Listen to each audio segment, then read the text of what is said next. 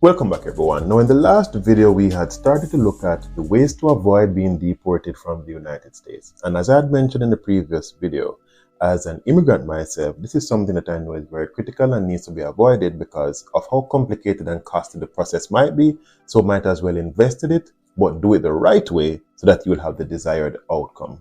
Now we're going to be continuing looking at the other ways that you should avoid, so stay tuned. Welcome back to the Next Level Life Hack, where we take the next steps needed to grow towards our financial freedom and our success.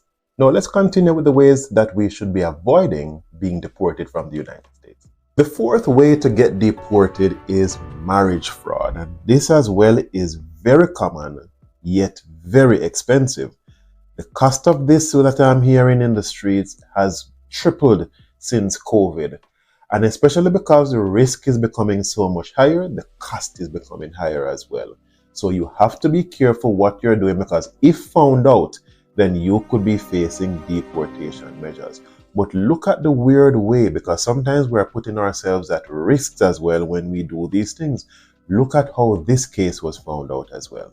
Now, in a small town in Mexico, a determined girl named Sofia dreamed of a better life. With her family's struggles weighing heavily on her heart, she decided to cross the border into the United States, hoping to find opportunity and a brighter future. After a treacherous journey, Sofia arrived in a bustling city filled with bright lights and endless possibilities. And I'm not going to name the city. Yet the reality of living undocumented quickly set in. With limited options, she felt desperation creeping in. That's when she met Alex, a charismatic American man who seemed genuinely interested in helping her. Alex proposed a marriage that would grant Sofia the legal status she desperately needed. He assured her that it was a simple arrangement, just paperwork. Eager for a way out of her precarious situation, she reluctantly agreed.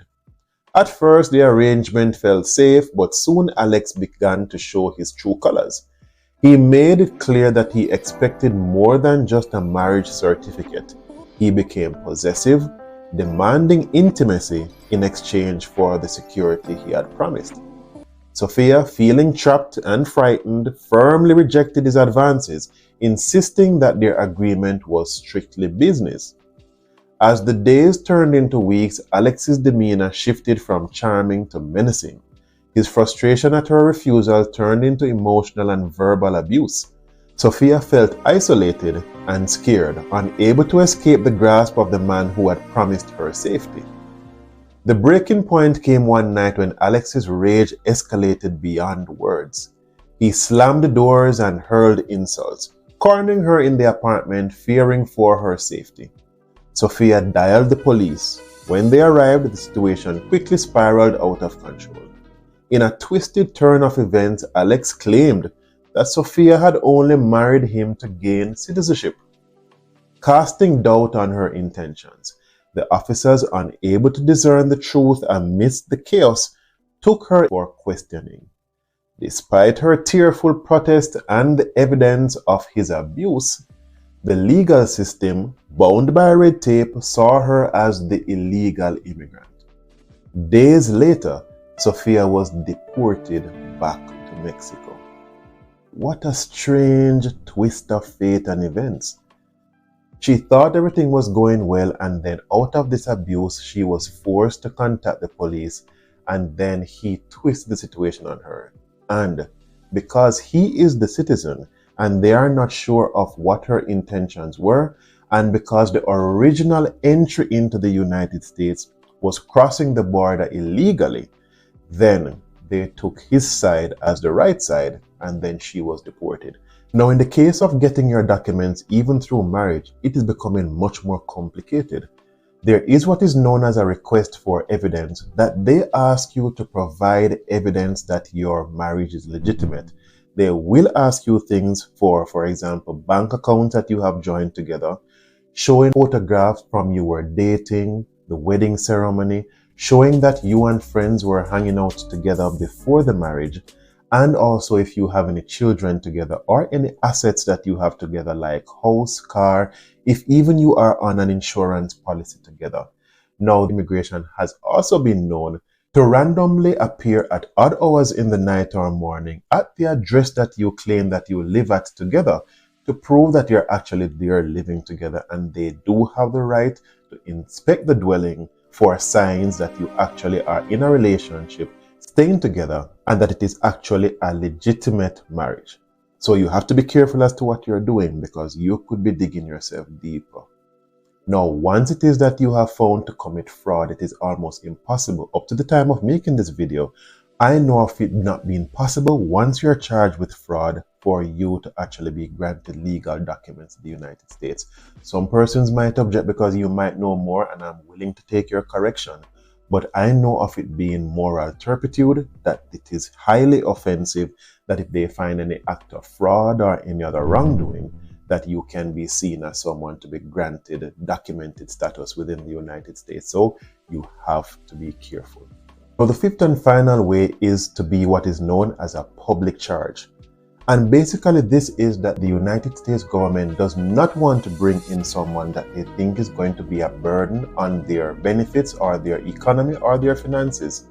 They want to make sure that when you are coming into the United States, that you have the ability to stand on your own financially, or there is someone there that can financially support you until you can get your footing and be able to provide for yourself.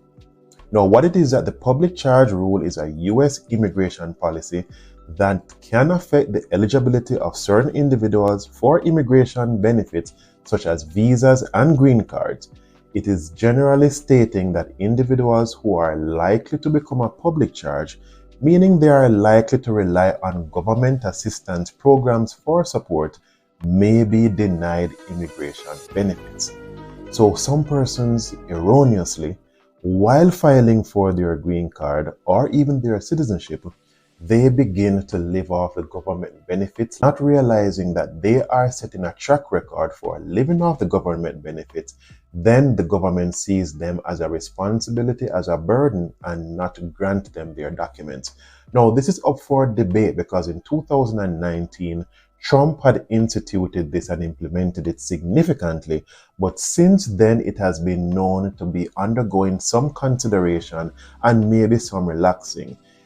As far as I know, it is not off the books and it can reoccur or it can be pulled on at any time.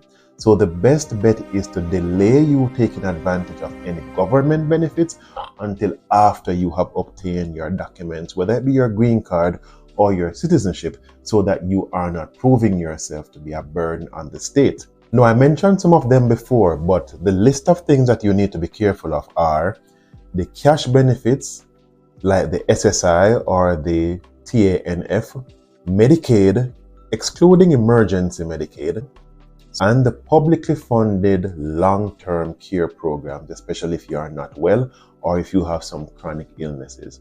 Now, what it says here as well is that in addition to public benefits, immigration officers will also consider other factors such as income, education, and employment history when determining public charge eligibility, right? So you have to be careful because they will see you as a burden, then not want to grant you the documents.